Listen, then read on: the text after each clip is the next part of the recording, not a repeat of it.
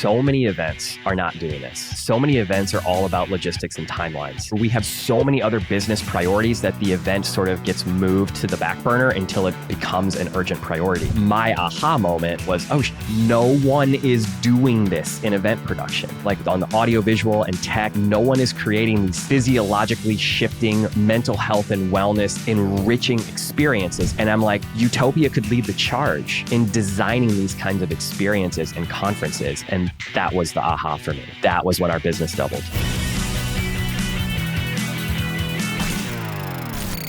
Hey folks, welcome back to another episode of the Entrepreneur Circle. I'm your most happy and humbled host as usual, Erik Cabral, here with an amazing person that I've grown to know and love in a very short amount of time. You guys know me. I'm like my spirit animal is a Labrador Retriever. So anybody who walks in the door, I'm kissing and hugging and hopefully not licking, but I want to welcome to the show, Joey Goone. What's going, brother? How are you? Hey, man. It's so great to be here. Thanks for having me. Yeah, I looked at your guest list, quite honestly, and I was scrolling through. I'm like, I am unworthy, imposter syndrome. Like, this is awesome. I'm humbled and honored to be here. Yeah, dude. This is going to speak directly to what I think is one of your superpowers, talking about mental health and wellness and being worthy, because that was one of my things too, man, that I've recently sort of, I think, conquered. Definitely feel a little less of that. But for those who don't know who Joey is, I'll tell you what the world knows him as. He's a foremost expert when it comes to running events, building events, running conferences. They're very immersive. Because he is very in tune with mental health and wellness. He creates experiences and helps people to come in and feel safe. One of the cool things that he does that I don't think anybody else does is he makes sure that people are greeting you in the parking lot, which is really wild. He'll probably speak more about that. We'll get into that as well. But his unique experiences is definitely worth having a conversation around. He is on the board of EO. So those business owners here that know what EO is, it's entrepreneurs organization that's massive. So he's running the chapter in St. Louis. And what I know with him as is he's a family guy and he's a dad and he's a wonderful father. So we're going to get into all this in just a moment because I'm going to ask him what I love to ask our guests as the first question of the day. What was the Eureka moment in your life or business that turned everything around? So first of all, I have to really quickly call back to your spirit animal, the Labrador Retriever. I did an exercise yesterday in my EO Forum group. Shout out to those out there who are in EO and know Forum, which is basically just a way of saying like we have a small pod that meets once a month. And there's 8 of us in this group. And we did a values exercise. My number one value is love. Yeah, well, dude. You and I have we run parallel in our journeys, and that I love loving on people. That's my number one core value. So that makes sense.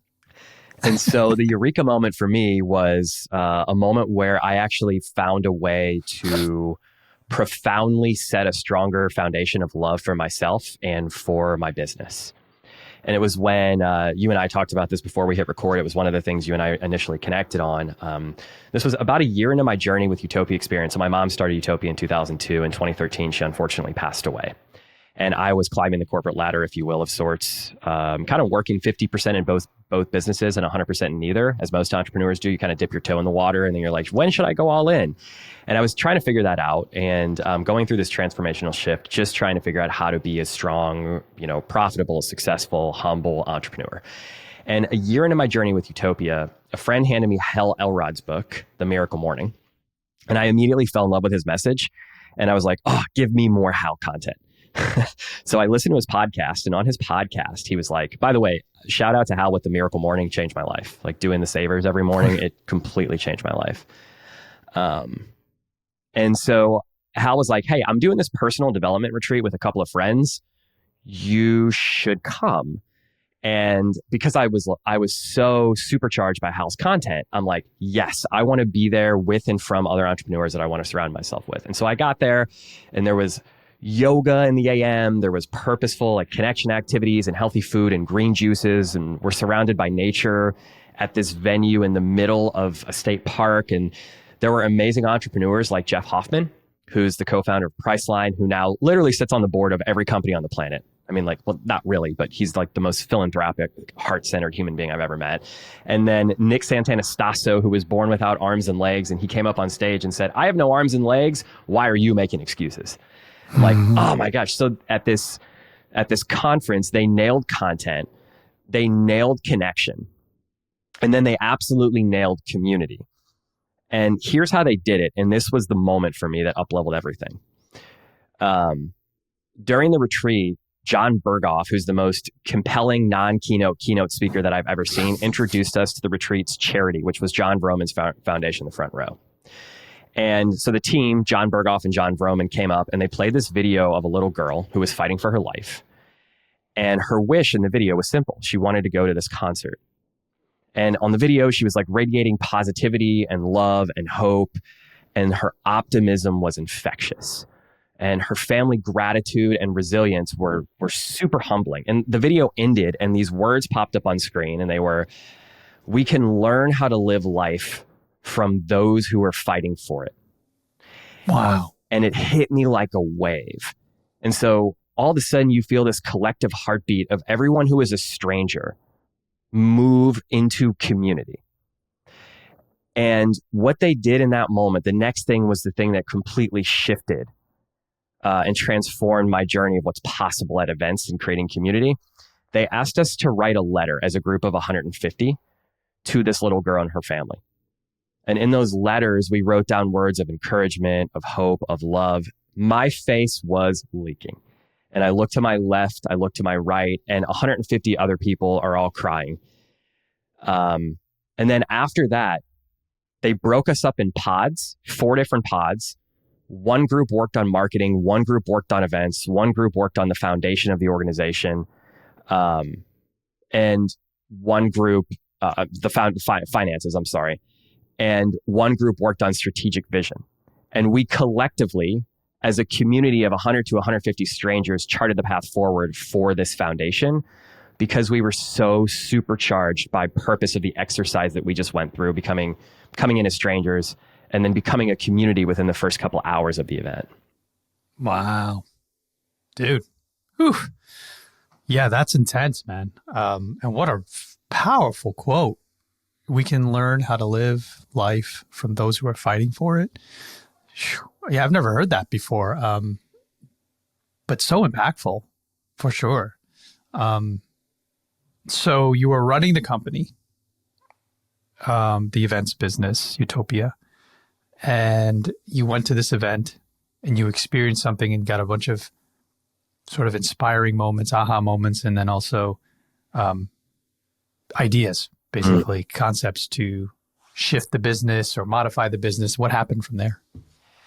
I realized at that Front Row event that so many events are not doing this, that so many events are all about logistics and timelines. They're about creating spaces where we're just doing the same thing over and over again because there's sort of the obligatory, like we have to do this thing because either our boss or our executive leadership team tells us we have to, and it's just delegated onto us. Or we have so many other business priorities that the event sort of gets moved to the back burner until it becomes an urgent priority. And so when you have a company like us, like my aha moment, that big Eureka moment was, oh shit, no one is doing this in event production. Like on the audio, visual, and tech and video production, no one is creating these psychologically safe, physiologically shifting mental health and wellness, connective tissue building, enriching experiences in the way that the Front Row did. And I'm like, Utopia could lead the charge in designing these kinds of experiences and conferences. And that was the aha for me. And that was when our business doubled. Wow. So prior to that, the way your family was running the business was as a typical events conference company would run it, like you said, logistics, making sure you're herding all the cats, getting all the people in the right places, not based or really thinking forthright about an experience for people as they walk in the door. It was more just like, do we have the right amount of seats? Is the lighting correct? Does that sound a little accurate? Yeah. So my the impetus for starting the company, actually, it started out as a bar and bat mitzvah company. Doing like, Jewish, like, at 13 years old, a young Jewish kid becomes a teen, becomes an adult. And so we started doing the production because there was no great provider in the Midwest area doing this stuff. And my mom had a kind of transactional experience with another group here. And she's like, I can do it better. And so, yeah, in 2002, when she started it, that was really the impetus for it. And when I took it over, I really wanted to move from just doing the entertainment side of things on these smaller private events to doing large strategic gatherings like conferences, masterminds, summits, just because there was more opportunity there. And once I went to that front row retreat, I'm like, oh my gosh, events like this exist?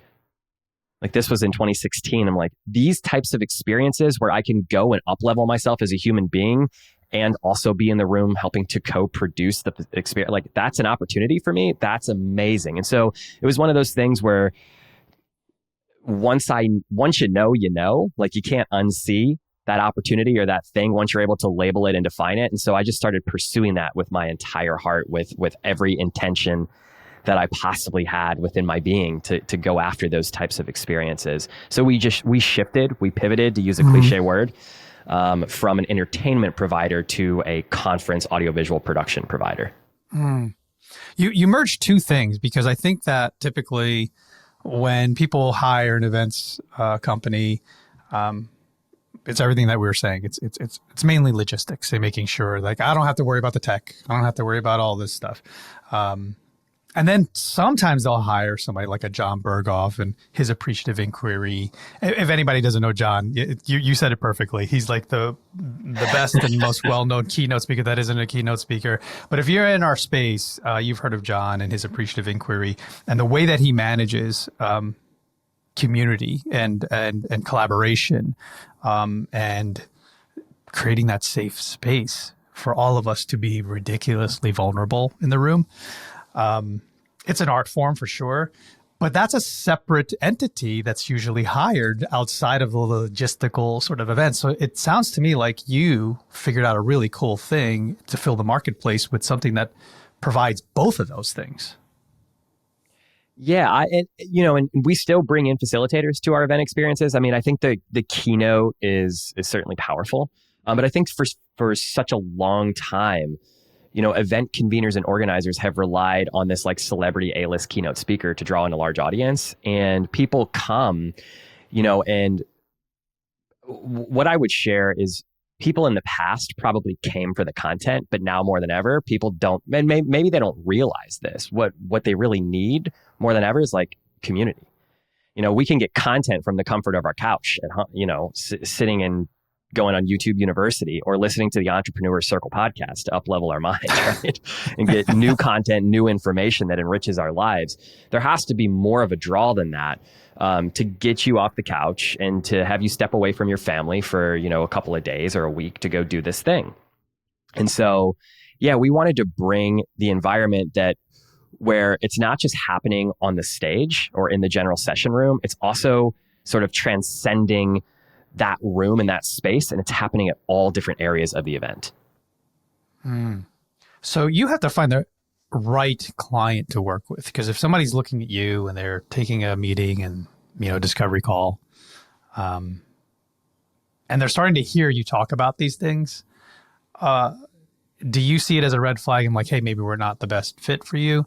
If they're just like, just cross the T's, dot the I's. What's the cameras? What's this? Like, I don't care about all this stuff. Does that happen? It does. Yeah, it does. Yeah, I mean, there are certainly organizers who, and that's honestly, it's no fault of their own, because I go back to that initial thought that I had. I think that when you maybe, like, those individuals, I say maybe, but I can say with high confidence that if you're running a business and you're running a conference, you realize that like the conference is in and of itself a business on its own. And so I think everyone is just trying to do the best that they can. And when they have the conversation with us, hopefully I can take a lot of that stress. Our team will take a lot of that stress and pressure off of their plate and delegate it and let us do all of the, all of the creative pieces and handle some of those logistics to allow them to really step into their superpower, whatever that is, and delegate the rest onto our team. And there's an element of trust that comes there, right? Like, hey, trust us that we're going to do a great thing. And oftentimes what we'll do is we'll introduce them to maybe one thing, like Gary Keller's book, one thing. We try and bring one innovative thing that's going to help to up-level the experience and not give them everything in the kitchen sink to overwhelm them. Yeah. But sometimes they come to you with the kitchen sink, like, hey, Joey, I want to do all the things. Can you do all of this? And how do you respond to people that want to do all the things, especially if they think, hey, I want to get the most value for my buck? How do you have that conversation? I'm so curious. Yeah. So I think it's really, it's informed by like what the attendees want to get out of the experience. And some event organizers don't really know what that is. And so it starts with us going and interviewing a couple of the attendees. Like, hey, go back to the attendees. Because, through John Berghoff's training, I've learned people give energy towards the things that they get to co-create. So we'll go back to an attendee and say, hey, Erik, you attended last year, man. What would you rate last year's event on a scale of 1 to 10? And you're like, oh, I'd rate it a 7. Great. Tell me what we could do to make it a 10. And we take that feedback from 10, 15, 20 people who attended the event in the past, maybe sponsors, vendors, partners, other stakeholders. And we try to incorporate, sort of the puzzle pieces that we gather into our event strategy in some way, shape, or form. So for you, if you're like, hey, one of the things that I'm really looking for as a business owner is I would love to have an opportunity to connect with other business owners, away from the main stage. And I want to have an opportunity to, what if I could actually, we had someone tell us once, what if I could actually record content at the event for my business with other business owners? We're like, that's an awesome idea. So what if we had content recording studios that could be sponsored activations? And for $5,000, a sponsor could basically slap their logo on this content recording studio. Business owners could sit down with other business owners and have really personal, dynamic conversations about their businesses. Then they can leave the event with 50 pieces of content each, respectively, for their businesses. And also, they're building relationships with other individuals by actually having that personal connection time in an intimate space where they're sharing vulnerably, as business owners have a tendency to do when you get in that type of community, because there's an element of like relatability. I'm not going through this alone. Yeah. There's some power in that for sure. As we experienced when I had my company Podmax, we would throw, as a sponsor, we would have a table, but we would always be the only table that had a podcast studio in it, because everybody would just have their pens, right? Their fidgets, what have you. And people would always go, "What's going on over there?" And it would be a conversation. We would have headphones like you, like the cans on, so it would isolate. And you were in the midst of an event with a lot of buzz, so you would think it wouldn't lend itself well to podcast recording. But when you put those headphones on and you only hear that one voice of your own, you're dialed in. But the cool magic behind this, and this, is the content when you hear it after in post is you hear the energy in the room, you hear the people. It's not a distraction. It's just kind of background noise, like a casino, you would hear all this stuff, and it's kind of cool. It's unique for sure, for everyone involved, listening or the people recording it. But then there's also the other side of things, like you said too, where you can record intimate settings where you can kind of like do a little pop-up thing. And then now people can kind of break off from the main conference, decompress, have a nice, intimate, quiet conversation.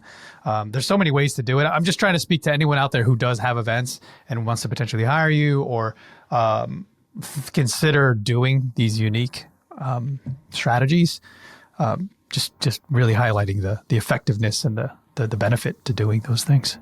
For sure. An easy thing that you can do if you're out there, if you're producing a conference, a mastermind, a summit, one of the coolest things that we did recently at an event in Dallas is, I could take you all the way back to what we did with the registration platform. By the way, if you're using Cvent, you shout out to that software group, but make sure you're doubling down on, this is something that we learned recently, is the mobile build out is more important, and I have a bunch of data on why the mobile build out on Cvent is more important than the web build out. Just make sure you're spending as much time building that site out as you are on the web. And some people don't even realize that the web version is completely separate from the mobile version. So just a pro tip there. But one of the things we did is when people pulled up in the lobby, we had signage. Oh my gosh, I'm going to blank on the name, but it's like there's actually a formal name for it where you pull up in the front and, right before you go into check-in. Yeah, I'm blanking. Oh my gosh. We'll put it in the show notes. Yeah, amazing. Anyway, so you pull up, there is signage on the floor. People walked into the lobby. There's people greeting them. So they know immediately they're in the right place. Think about like you're in the survival mind when you pull up. You're in the sympathetic nervous system. You're frustrated. Maybe you missed a flight. You lost your luggage. You're leaving your kids. You're leaving everything behind. You're going to this thing. The last thing you want to do is be worried about, am I in the right place? Am I with the right people? And all of us are asking some version of that question when we show up to an event. And so by satisfying that survival part of your brain, you're already getting affirmed and validated. It's vindicating. It's like, oh, amazing. I can let out a sigh of relief knowing I'm in the right place. So signage on the ground, signage on the revolving door. And then we had a vertical TV screen with a QR code in the check-in area in the lobby. And they scanned the QR code. It said, so-and-so guests, welcome to this event. They scanned the QR code and it played a 60-second intro video. Hey, just want to let you know, you're in the right place. We can't wait to have you at this conference. It's going to be 2 days of action-packed, blah, blah, blah. Relax, get your stuff together, go check into your room, come see us on the 5th floor for registration whenever you're in a good spot mentally.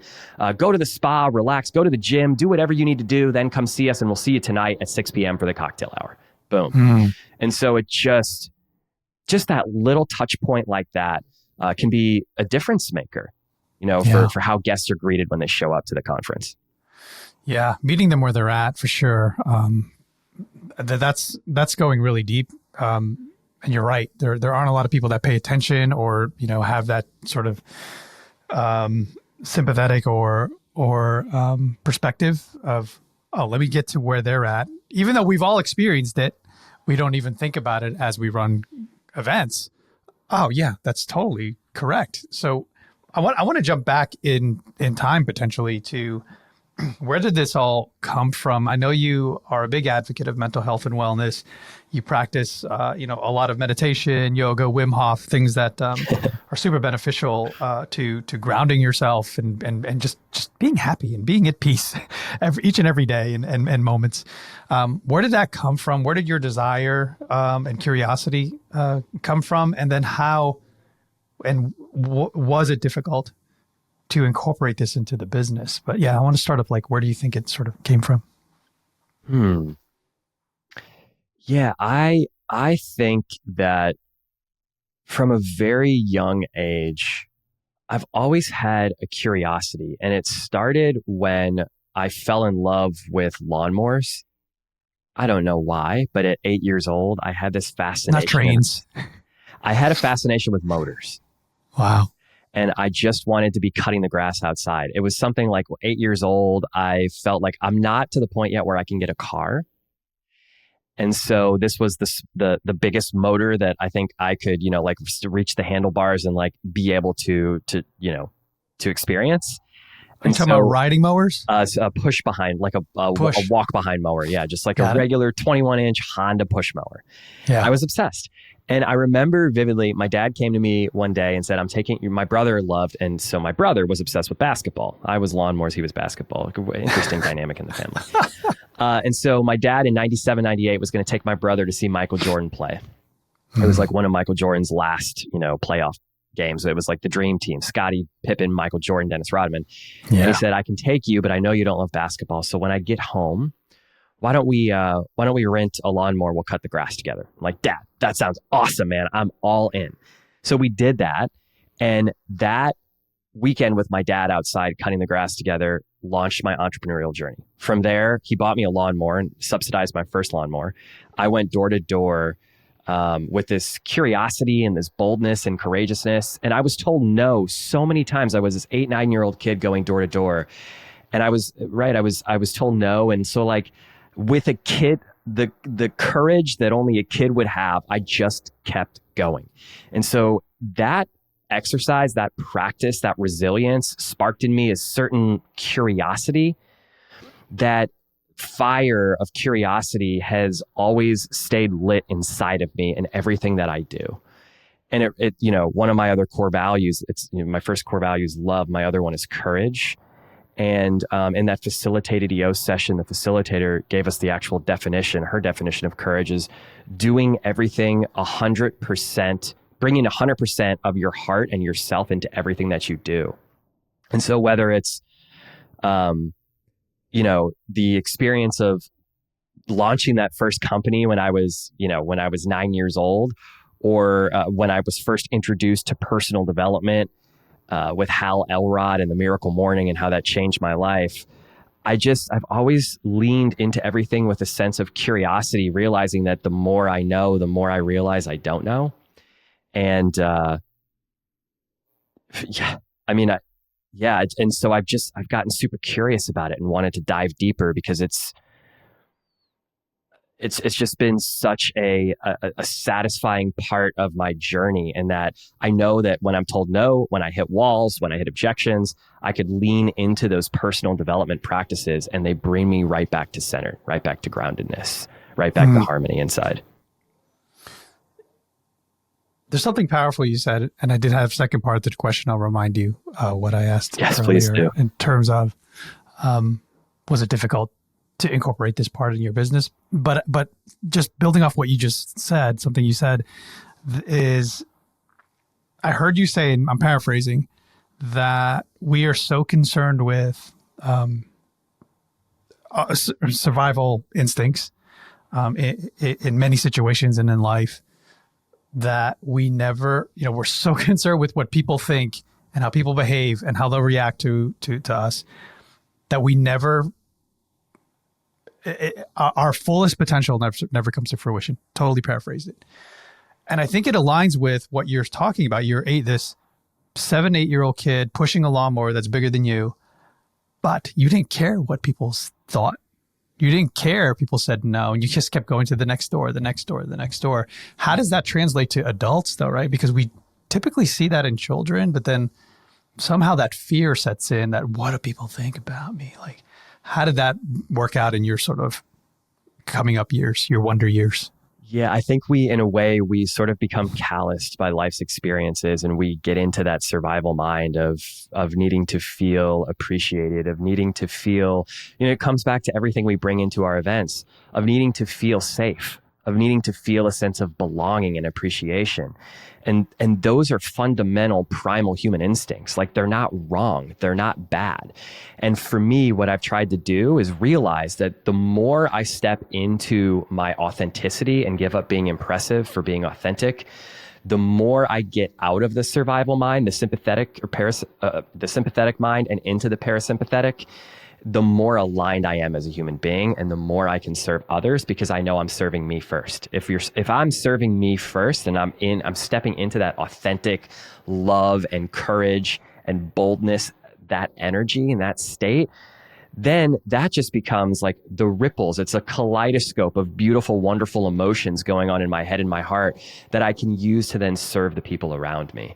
And so, I mean, you hit the nail on the head. I think we become calloused by life experiences or hardened over time, and we lose sense of the fact that we can actually shift away from those emotions. We can deliberately choose to shift away from those emotions. And it doesn't take 15 years. It doesn't take 15 months. You can do it in as little as 15 minutes by doing a breathing exercise or a meditation, and just give yourself the time and space away from being just doing, and just slow down. And so how did I incorporate it into my business, or was it difficult? It wasn't, because my team knows me as someone who's just authentically me. I wear my heart on my sleeve. We hired 2 new employees this year last year in 24. And their first day, I took them through Tony Robbins' priming exercise. Wow, that's So intense. they get indoctrinated into the woo woo the first day that they work for our company. So they're like, That okay, is cool. funny. And so I want to help them reset their minimum standard of like what to expect in a workplace. So when we say culture and when we, at Utopia, when we talk about Utopia is like this place of belonging and love and family, I'm sort of setting that expectation from the outset on day one by having them go through this priming exercise and this meditation. And like, this is what it's going to be like, guys, because, work and, a lot of times we go to work and we get into that survival mind of just doing so many things and being overwhelmed. And then we go to home and we try to compartmentalize work and park it in a place. And we're like, oh, thank goodness I don't have to deal with this until tomorrow at 8 a.m. I want to create an environment where people love going to work and they know that they're going to be psychologically safe and supported and loved on and appreciated. So they bring that energy home with them to their families and to their communities. And it just creates a better environment all around for all of us. So I had the privilege of stumbling upon a conversation that you were having where your dad was a guest too. I mean, holy moly. I can't even imagine having my dad on a podcast with me. But do you do that often? Number one. And then also, can you bring us into the home where, like, did you have all that love and support that helped to inform and create, the version that you are now in terms of like, you seem super healthy and grounded. And I'm guessing that came from a foundation of love from your mother and your father. But were there also sort of other things that were counter to that? Yeah. So the first question of, my dad and I, do we often podcast together? No, we don't. How'd that happen? I don't even remember. I think I was on a podcast and she was looking for like father son or mother son, mother daughter family businesses. And I had been on her podcast before and she sent out an email. I was like, yes, us, the family business is, that's us all around. Amazing. My mom started it. My dad and I are working together now. And so she So wanted good. to interview us on the pod. But my dad and I, we have such a great dynamic. When I came into the business in 2014, he was still running it off of yellow paper, in manila envelopes. So there has been a little bit of a, push and pull relationship between us, but it's always been super healthy. And that's sort of been the foundation of our relationship for such a long time. I mean, going back as far as when I was 9 years old and he rented that lawnmower for us that weekend, we've just had a really strong foundation. And my mom was always the one in the family who was the glue that held everyone together, bringing together the family, the extended family for the incredible holidays. And she was light and she was love.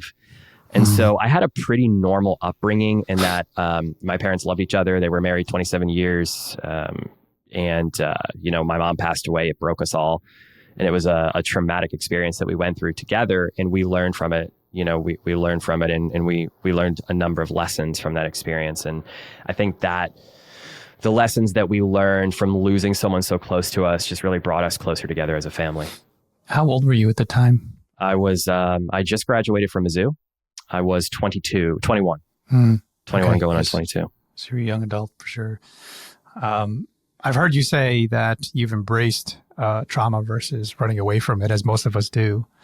How did you develop that emotional intelligence to embrace trauma versus running? Two things come to mind. One was my experience of embracing failure from a young age sort of informed my ability and my willingness to lean into trauma.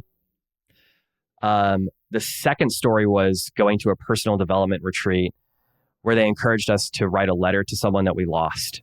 And so the first one was, which one do you want me to share?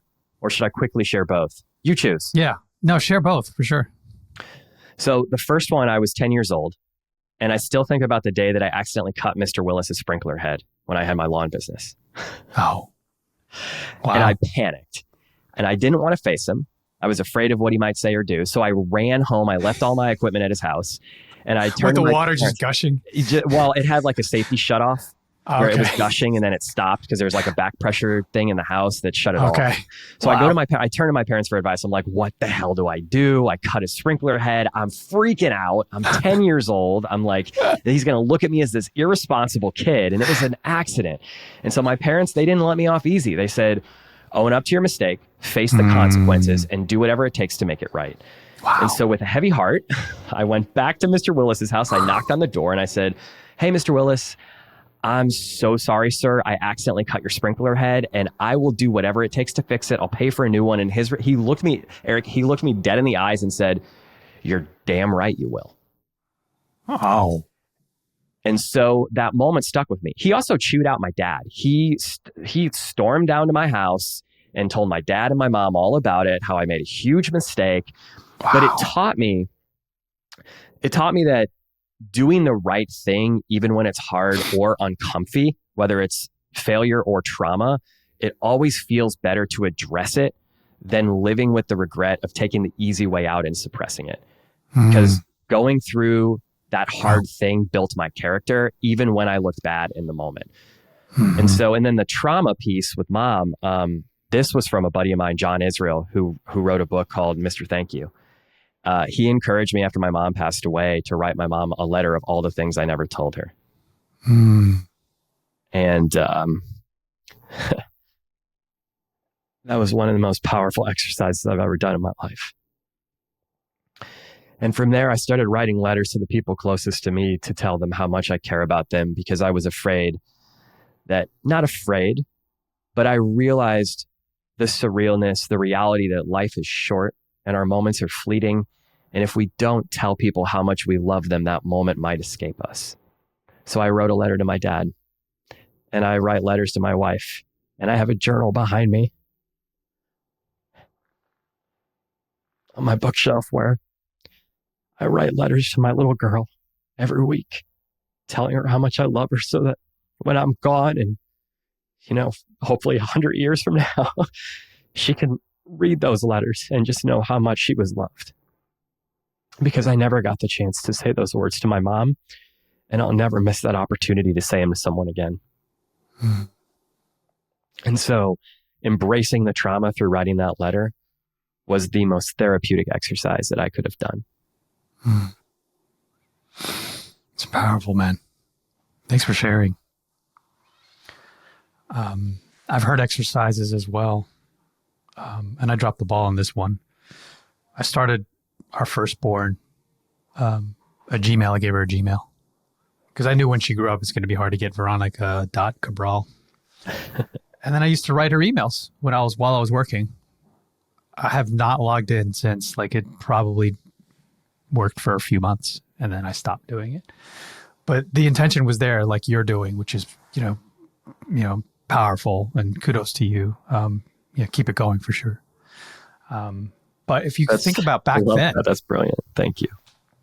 It would have been so amazing to hear my dad and or my mom writing to me or sharing these things with me that are hard to say in person. But, to have that document, and I think that we're living, you and I and everyone is living in this day and age where we're going to live on, like our legacy. We produce content. There's so many people that we're touching in their lives, like through our work. Man, they're going to really have a large tapestry of who we are when we're gone, right? To go tap into. And if you ever, I don't know if anyone's a fan of Black Mirror, but there's a creepy episode where this woman's husband passed away. That she was young. I forget the actress. And the door knocks. And there's this dude standing there. I forget his name. He's an actor. He's tall, blonde guy. He was the bad guy, General Hux in the new Star Wars movies. And it's her husband. And they literally downloaded everything in the internet, all of his social profiles, all this stuff, and they created basically an AI and put into him.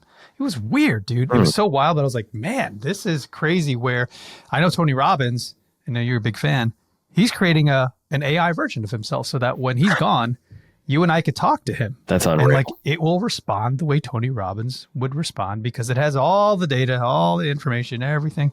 We're living in a wild time, dude. But to keep it simple, they can at least listen to our podcasts. They can at least listen to the content we're creating or read the content that we're creating, which is powerful. And yeah, thanks for sharing that, brother. Absolutely. Yeah. And I'd encourage you, if you're not, these are things, Erik, you probably have already shared on your podcast. And if, I know you mentioned before you're a big Gary Vee fan. You are the Asian Gary Vee, really. But if you're not recording content, now's a great time to start. I saw a Gary Vee video this morning. It's like, if you're 65 years old, you could either look at it as it's too late, or you could say, I got 40 years left. Let's do this. Record content, because content is not just about you building a personal brand. It's also a part of your legacy. I love that framing for sure. and that reflection you just had. That's super powerful. Yeah. It goes back to what you're saying and always say is, if you could just let go of the fear of what people think of you, man, now you can really start to figure out how you're going to become this new version, or how you're going to just grow as an individual by sharing these things. That's why journaling is so powerful. You're able to capture this moment in time of you in a moment and then read it later and go, man, I didn't know anything. like that's how, and then you could really appreciate and have gratitude for how much you've grown in that time. How do you use your journaling techniques and benefit from it? I'm thinking about it like I think about this podcast. If I need to get out of my head and into my heart, I lean into one of my practices, or I try and get vulnerable like I just did. And so the first half of this podcast, I was so in my head trying to be impressive to your audience because of all the incredible guests you've had on in the past. And I was overthinking my answers because I was in that sympathetic nervous system, in the survival mind, the fear mind. What if they don't accept me? What if they don't appreciate the message? What if it doesn't resonate? And my mind was spiraling. And in a second, I shared that moment about my mom, and my brain and my physiology, my consciousness, my state of energy shifted from sympathetic to parasympathetic. And now I feel grounded. I feel grateful. My heart is online. My limbic system and my brain is online. And so I share that because it's the same with my journaling.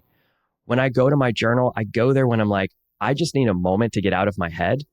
And I want to tell someone that I love them because I know it's going to get me back in the place that matters most, which is my heart. I need to feel love. And so whenever I need to feel love, I know I can pick up that journal and either write a new note to someone or reflect on one of the other notes that I've written to someone in the past. That's so good, dude. Man, my brain is running all these different places with a way to turn that into a tool for people like in our communities, like just your notes, your personal thoughts. It's so cool. And then actually sharing it with people. I want to jump into this segment that I really, it's probably my favorite one, is embracing the F word, meaning failure, Yes. and the lessons learned from that experience. For sure. Yeah. So, I kind of call back to the Mr. Willis experience. That was the first thing that I can remember in my life, the first failure moment in my life where I really felt defeated, where I really felt as though I failed. And that moment stuck with me. And so, fast forward to today, and like, we have had more failures in business than in our events than I can count. And Erik, this is hilarious. We've had so many failures that our marketing team created a bingo card for our event friends out there to make light of it as a fun social post. So if you go on our LinkedIn page right now, I think it's at the top or maybe one of the second posts. This bingo, it's a Utopia Experience is our LinkedIn page. But this bingo card literally holds up a mirror to us and many other event planners and conveners who have likely experienced the same or similar issues. And so a few of them are: a speaker cancels last minute. WTF do we do? The Wi-Fi at the venue crashes, attendees ask for coffee after coffee service ends, a microphone battery dies mid-keynote, finding typos in printed materials, a weirdly specific complaint. Like, this is an interesting one. One time we got a complaint that the elevators took too long in the lobby. And in our minds, we're thinking, if you're physically able, you should probably take the stairs. Wow. This is great, dude. One of my favorite failures was a recent keynote not chosen by our team, because some teams engage us for speakers, like to find a keynote speaker facilitator for their events. This one was a speaker that was chosen by the executive leadership team at a company because they saw him on TV as some economist commentator on a top news channel. And they're like, oh, we got to bring him to our event and give like a state of the economy. He went in the first 2 minutes, he went on a political rant about how sensitive people are in politics and how if you don't vote for this specific president in the upcoming election, you're on the wrong side of it. We had to cut his mic and pull him off stage. No way.